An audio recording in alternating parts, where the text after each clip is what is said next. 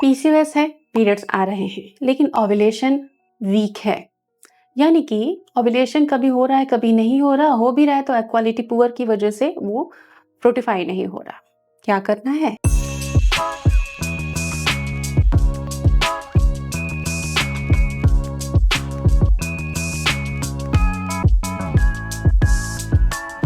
Dear viewers, welcome to Prerna's fertility care.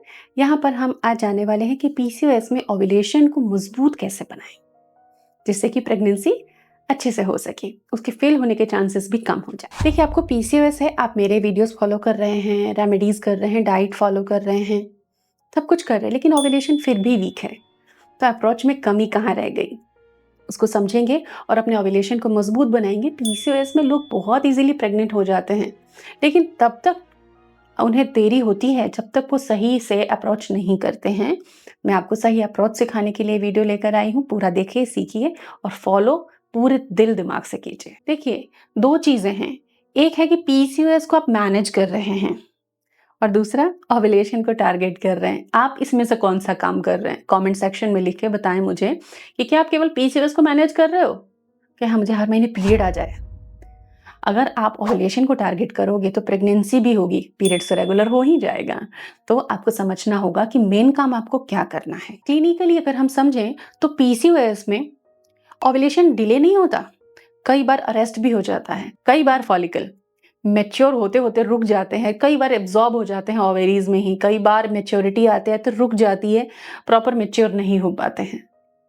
हमें इसे समझना होगा और इन सब का रूट कॉज है इंसुलिन रेजिस्टेंस। इंसुलिन हाई होने पर ओवेरीज का फंक्शन जो है डिस्टर्ब होता है, एलएच एफएसएच बैलेंस बिगड़ जाता है और एग डेवलप ही नहीं हो पाते पूरी तरह। ऐसे में आपके साइकिल आ सकते हैं, लेकिन एलएच एफएसएच डिस्टर्ब होने से ओव्यूलेशन सप्रेस हो जाता है। तो पीरियड रेगुलर होने से खुश मत होइए, ओव्यूलेशन को टारगेट कीजिए अगर आपको पीसीओएस की प्रॉब्लम है। तो इसके लिए क्या थेरेपेटिक सोल्यूशन आपको लेना होगा?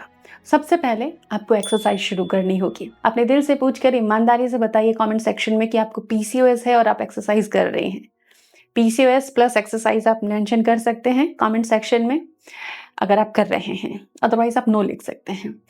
तो पीसीओएस में जब आप एक्सरसाइज करते हैं तो इससे काफ़ी हद तक मेटाबॉलिज्म कंट्रोल होता है, मैनेज रहता है, स्टेबल रहता है, रेगुलेटेड रहता है।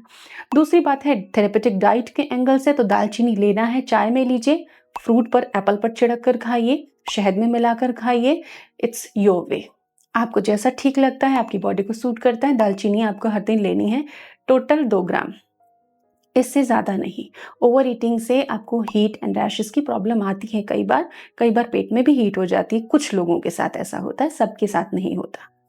आप बीच बीच में दालचीनी लेते हुए बीच बीच में गैप्स भी दे सकते हैं, जब आपको हीट फील होता हो या डिस्टर्ब लगता हो कि दालचीनी थोड़ा पेट डिस्टर्ब कर रही है, गर्मी हो रही है उससे, तो आप ब्रेक ले सकते हैं 1-2 दिन का, या ठंडे फॉर्म में खा सकते हैं। कई बार लेने के तरीके से भी हीट बढ़ जाती है, जैसे गर्मा गर्म चाय बना ली और पी लिया, तो वो सबको नहीं जमेगा। आपको हाई प्रोटीन मील्स लेने हैं, हर मील हाई प्रोटीन होना चाहिए। आप सोए थोड़ी मात्रा में ले सकते हैं, सौंफ का पानी ले सकते हैं।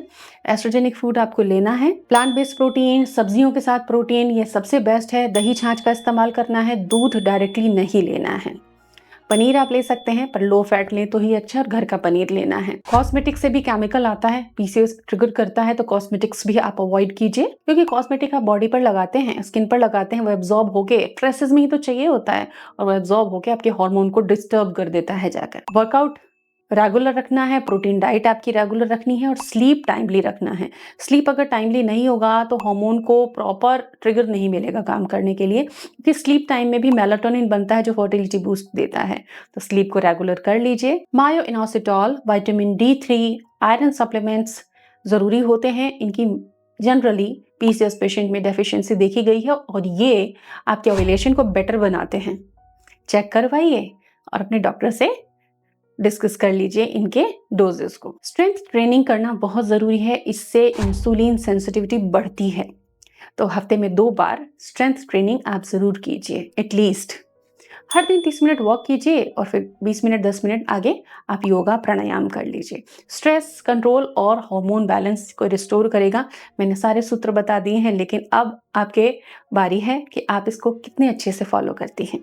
Hope it helps you. Take care.